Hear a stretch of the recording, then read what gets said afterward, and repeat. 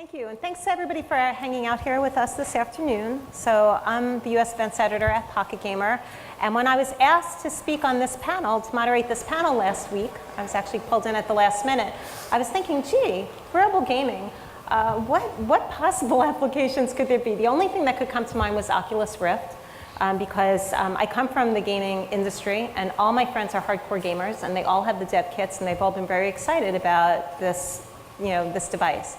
And so I thought, when I heard that Nabil was on the panel, that this would be a great place to start, because to me it seems that the Oculus Rift has the biggest success of winning the wearable gamer, and maybe in the closest time frame. Well, it hasn't launched yet, so I don't know if you can call it a success yet.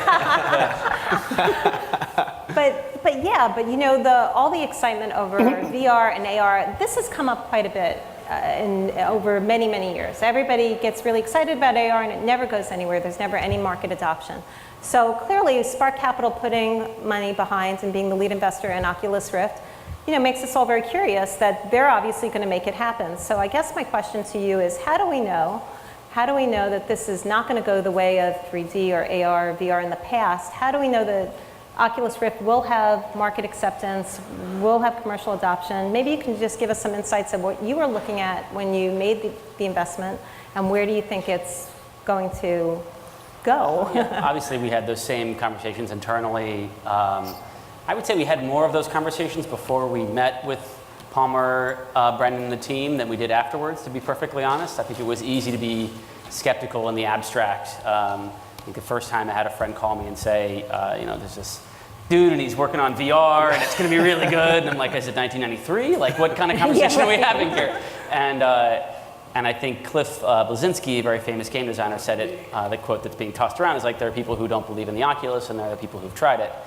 And that was certainly the experience for us too.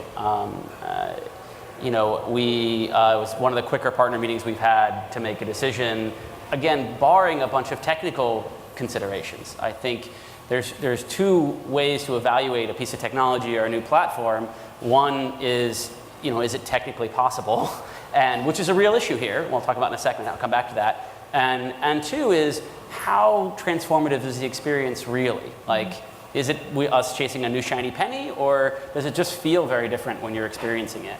And I think the Oculus clearly has the second category, nailed. And we're seeing this in demo after demo. The one this last week was this company, Greenwood Games, did a demo for a VR horror game called Alone. And you can imagine a really good horror game where you're just dropped into this world and it's mind-blowing. And these are coming out every 2, 3, 4 weeks. They're all relatively early, but they all have that kind of pow and impact that you can feel that it isn't just a fly-by-night thing.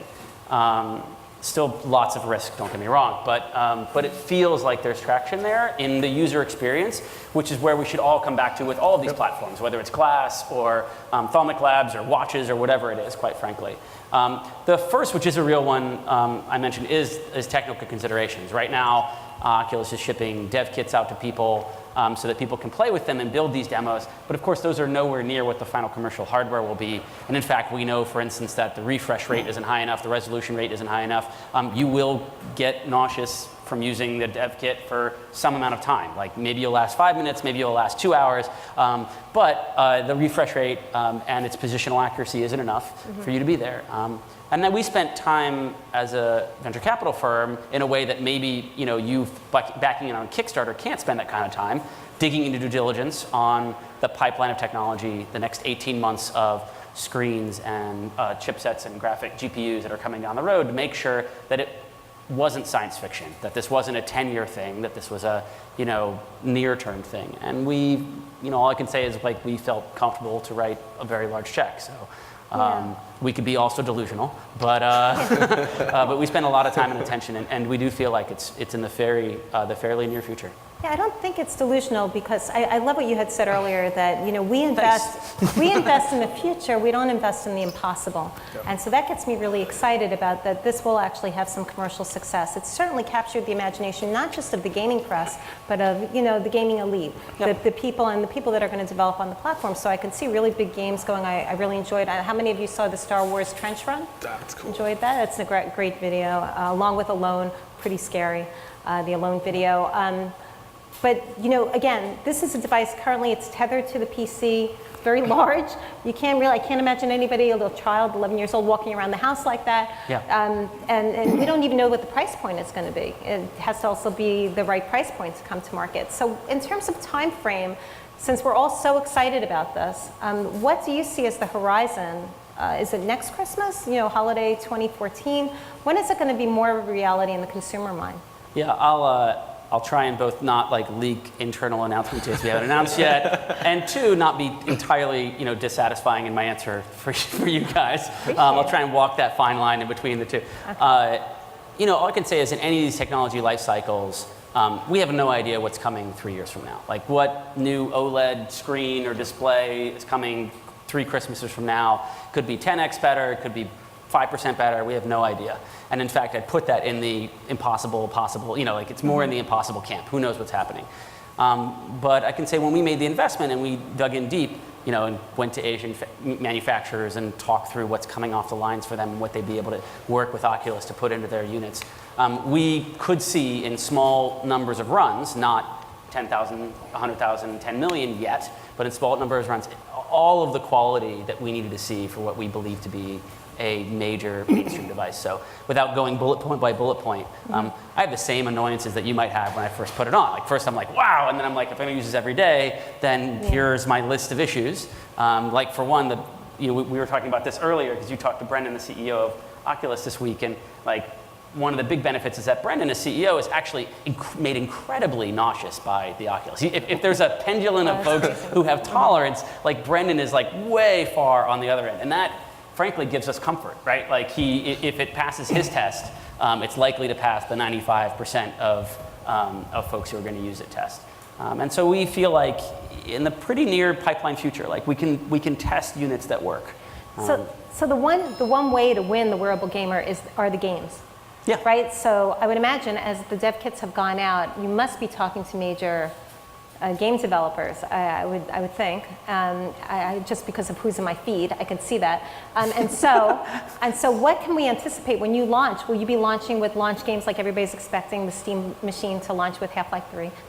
But is that something that you're looking at in terms of the overall business plan to have launch games? Because again, it's the killer game, the killer app that's going to drive sales. People are going to be like, I've got to play that. I'll give you, I'm not speaking directly on behalf of Oculus here, but I'll give you my perspective on the issue, which is just that we were talking before the panel, me and Charles were talking about what it's like for Glass, right? Yep. Is Glass going to be a gaming platform? And I think it very well might be. I don't think it's all about Oculus. I'm happy to talk about other platforms too. Also, I'm happy to talk about Oculus forever. I'm a fan, obviously. But I think we have very little precedent of a major gaming platform ever really launching without very strong first and second party content support. That's my personal view. We just had a fail with the Wii U. There wasn't a big enough plan, right? Yeah. Not a big enough vision. I think that's a good lesson for Oculus. I don't think it was transformative enough, one, and two, it's Nintendo, and they didn't launch with enough content. Yeah. And so if you look at the launch of the PlayStation, every PlayStation, every Xbox. Nintendo. These are all not situations where even where they know they're going to ship millions of units or spend $50 million of marketing, they don't say, hey, it's cool, there's going to be devs, we'll ship it and they will come.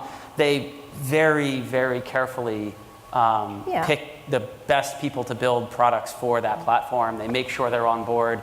I think the best thing that Microsoft ever did for the Xbox Kinect was working very closely hand in hand with Harmonix, which really, I think, if we're going to have a conversation about any of these platforms, the conversation, the more broad conversation is how do you get somebody like Harmonix to work on your platform? Yep. Because there are very few people that know how to tackle a new user interface, know how to tackle a new platform, and build unique experiences for those platforms.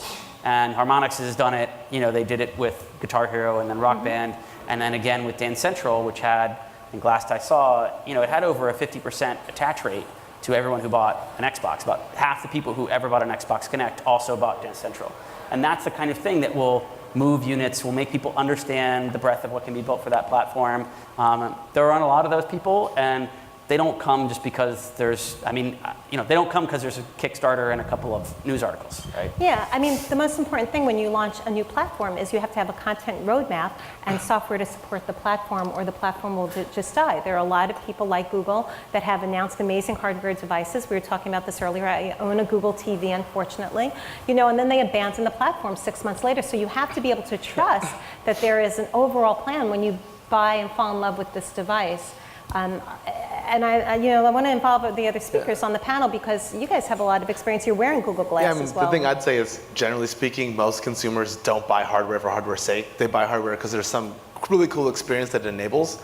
So the idea of launching a hardware console or a hardware device for gamers that doesn't have games, it's kind of crazy. What are you going to do? Just sit there and stare at it on your entertainment center until someone makes a cool game? I think that's really, really hard to do. I was thinking about what you said earlier. The only platform I can think of that really took off for games without really great platform games built by that party is probably the iTunes App Store.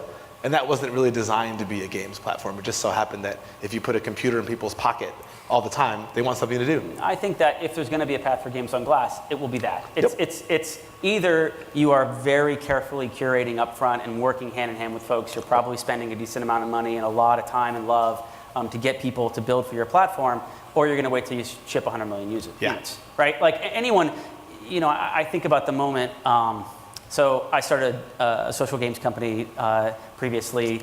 Charles has same as well. vintage. Yeah, and a moment I really remember is almost like a milestone moment for the Facebook platform was when Brian Reynolds joined Zynga. Yep. Brian Reynolds, for those of you who don't know, built Civ. He's one of the 10, 20 best game designers on the planet, and him coming to make Facebook games, lowly Facebook games, was a sign that this was a real category, that there were now going to be real games here, somebody with real heft was going to work on the platform. Like, that was after hundreds of millions of users on Facebook, yep. And Zynga was already well north of $100 million in annual run rate. So that's what happens if you just let the platform do what it wants to do, right? Is Brian doesn't come until a couple years in, and it's fait accompli. And if you want to build games into your platform, you can just wait until it's the last man standing, or you can do it up front. But there's no in between. You don't launch and then 3 months later suddenly magically some cool games show up. I don't think it happens that way. So how you get harmonics, you partner with PS4 and Xbox One, right? I mean, right now it's tethered to the PC, right? It's only, I haven't seen any demos on console. There haven't been any demos on console. I don't think that's the only path. I think it can be, Oculus or Glass. I think there can be their own unique platforms. I don't think you have to tie into Xbox or even PC to get there. But what I do think you have to do is, have people believe in that platform in a really deep way and opt in early, right? And we're seeing this with companies like Eve, which has built CCP Games, which has built Valkyrie for the Oculus. A really wonderful experience, probably the most polished gaming experience on the Oculus right now. They have a dedicated team to it. And there's a certain amount of faith and belief that will get you there, but it's also working with the team and a little bit of feedback from Oculus and all the rest of that. If I could jump in, I think there is a big difference when you talked about the Wii, because the real answer to why will Oculus or other examples in this category work is if you've used it, is the experience is really disruptive. It's a really profoundly different kind of user experience. Yeah. And I actually think what's little discussed is actually the continuum between what Glass is today and what Oculus Rift is trying to do. Between the range, there's actually a very interesting relationship. So just to take a second on that, I think the head tracking, the latency, the high quality display that Oculus is really trying to focus on bringing into a virtual reality experience is actually really, I think, very relevant on the continuum of where devices like Glass are going, right? And the difference is that this is really getting out into the mobile world where people are taking it into their lives and they're wearing it everywhere that they go. Mm-hmm. And right now it's a monocular with no spatial sensing and really no AR capability, and yet it's still going to offer, I think, some very interesting use cases for games.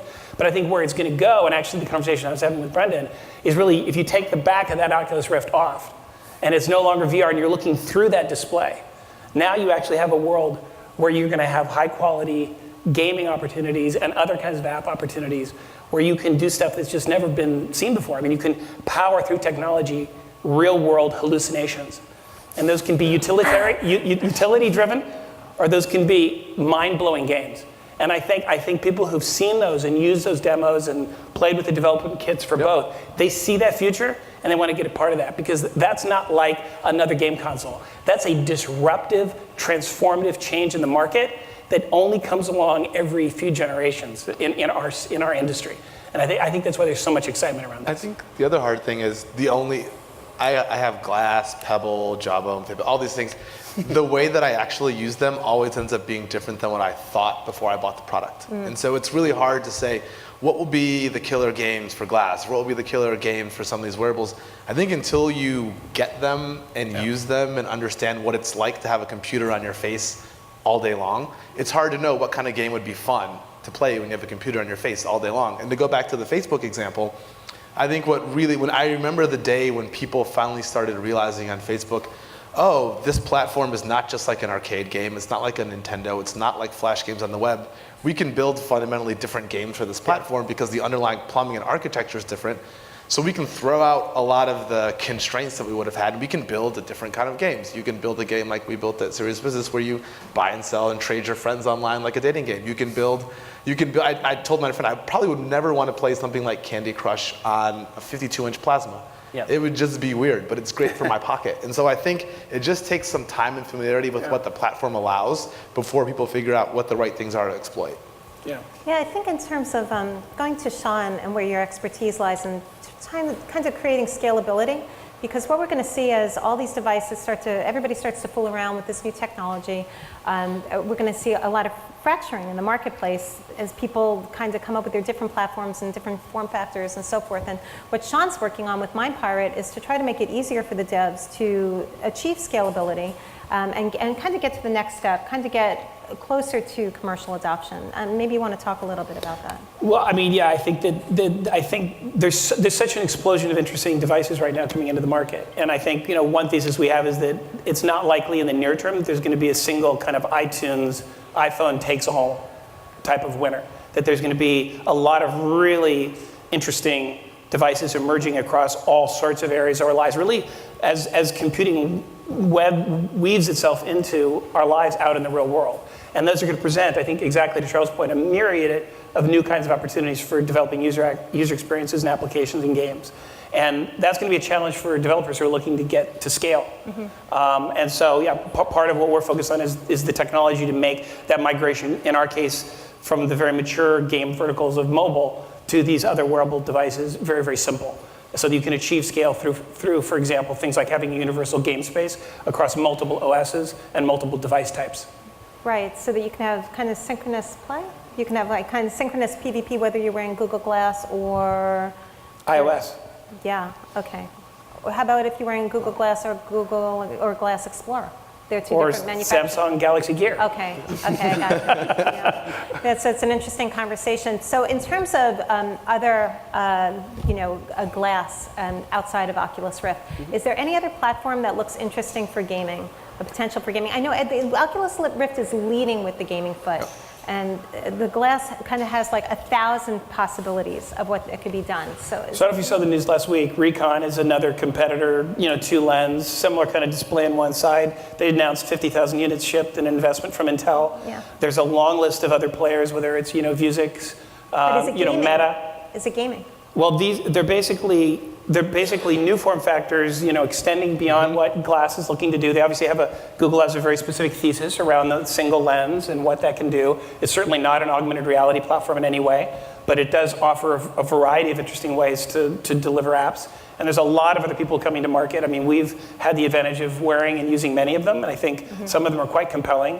And I think we're going to see a very competitive device marketplace in the smart glass space over the next 2 quarters.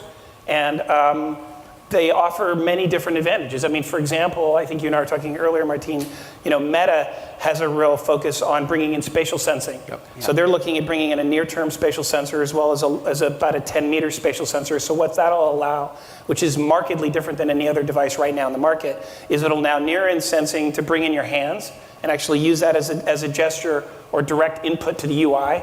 and will also allow for real-time scanning of the space that you're in terms of actually capturing the indoor map, as well as space, physical objects in your space, which allows you now to think about how you might overlay virtual digital information into that space and design different kinds of applications. Yeah, I think the hardest thing for me is just input.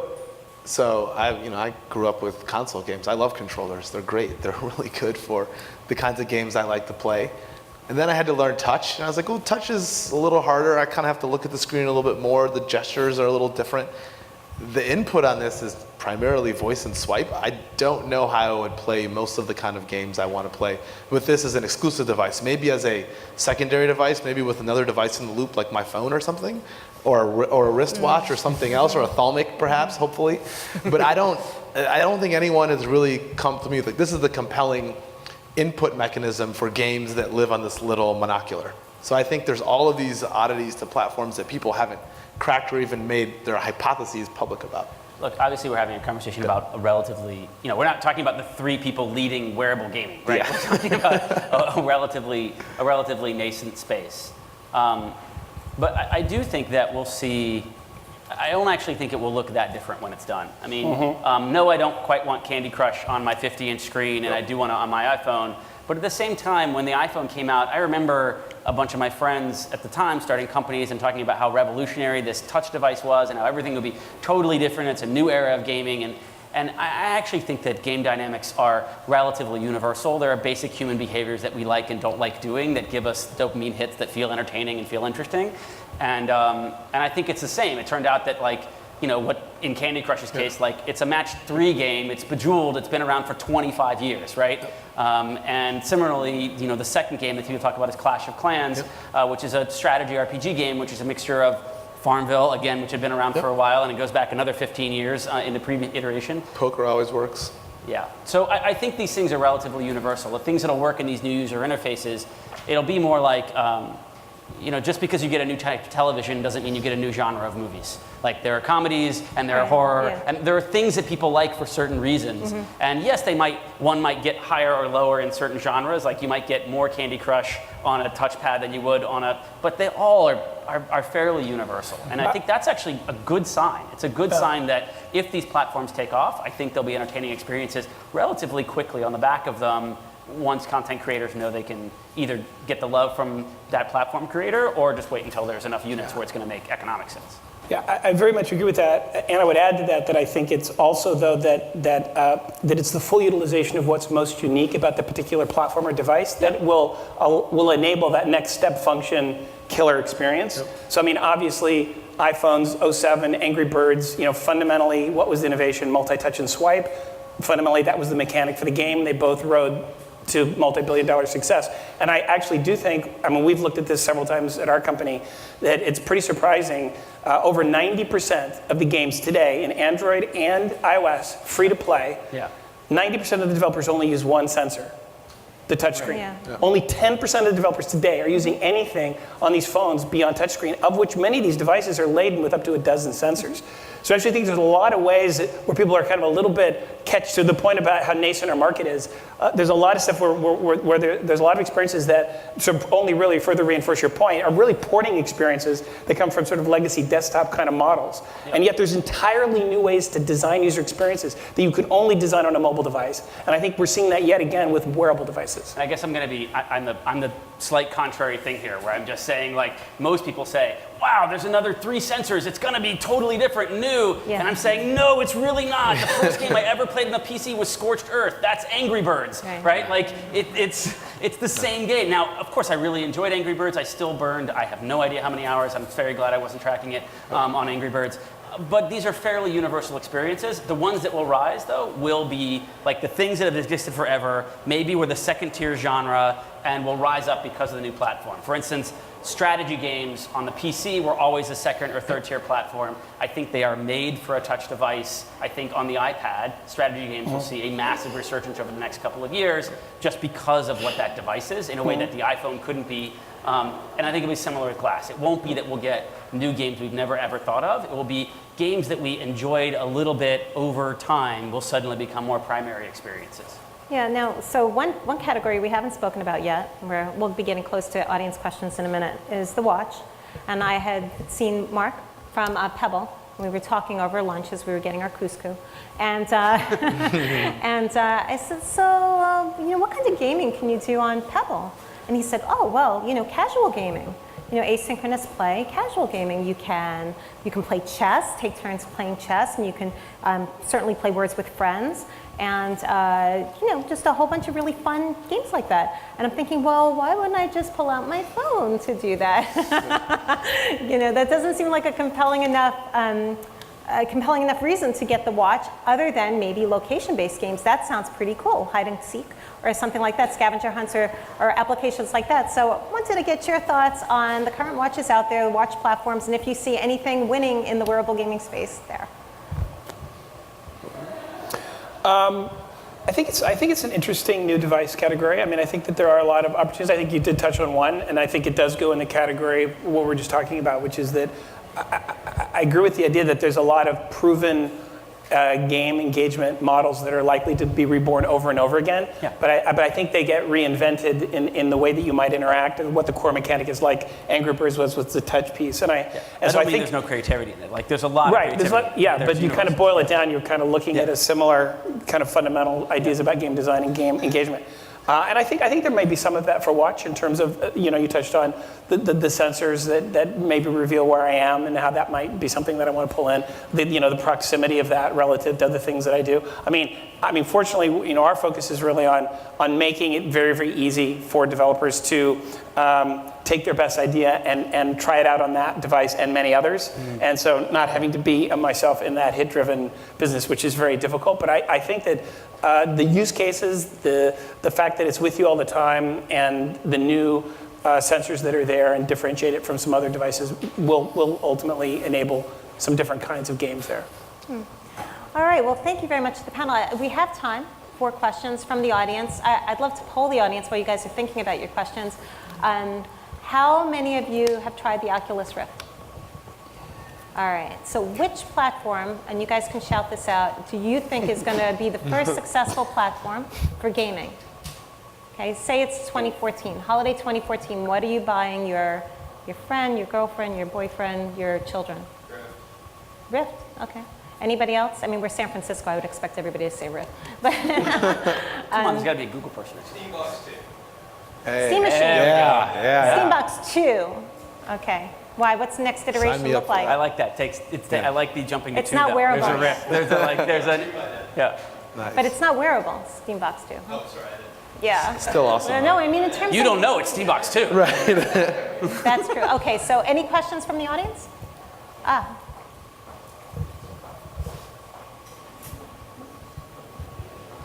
I just was wondering what you think the factor of like hackability and kind of like DIY stuff like we've seen like with the Wii and the Kinect, how those kind of got appropriated by hackers to make their own games and new kind of interfaces.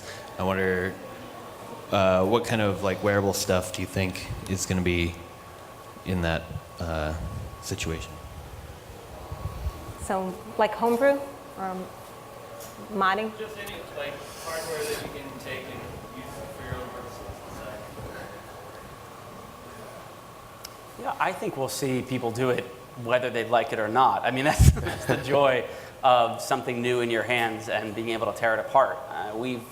In Oculus' case, the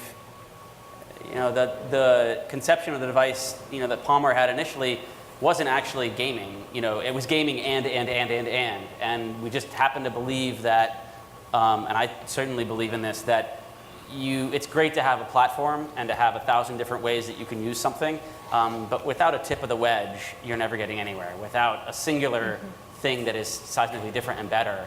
And so the reason Oculus is focused on gaming is because it just has so much clear impact there that it can obviously lead and then back into a bunch of other applications. And I think those other applications, they'll likely come out of that DIY community. They'll likely come out of people that are hacking away and doing interesting things on it. I mean, I love the fact that there's a YC-backed company called Matterport, which does 3D scanning of rooms. So you can set it inside a room, it'll spin around quickly and give you a 3D model of this room in about 30 seconds on your iPad, which you can then take over to any kind of 3D rendering software. It's great. Like, it's two Kinects Like that's the hardware, right?